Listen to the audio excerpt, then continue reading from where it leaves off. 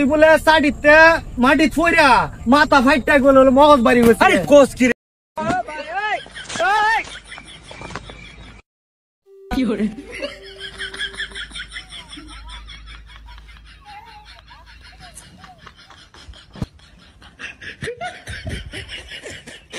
বাবা ওরে ঘাত লইছো হ্যাঁ ভাই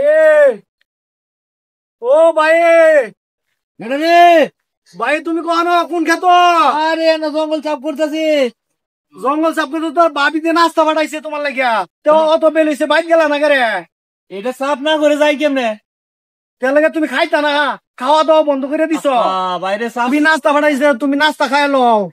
তো ভাবি কও আই সব না এটা শুনছো না তুমি? না বাসুর ভাই হ্যাঁ কেড়ে গেছে কেড়ে গেছে যে তালুই বলে চাটিতে মাটি ফইরা মাথা ফাইটটা গেল মগজ বাড়ি গেছে। আরে কোস কি রে ও ভাই। করতে হন এই কি হইছে রে কেমনে কি হইলো রে এটা কেমনে যে কি হয়েছে ভাই শুনো, তালুই চাটিতে মাটি ফরছে ফইরা মাথা ফাইটটা মগজ একবার সইরা আরে পড়ে তুই গেছে। কোস কি রে এটা ও মানে ভাই। মানে আমি কত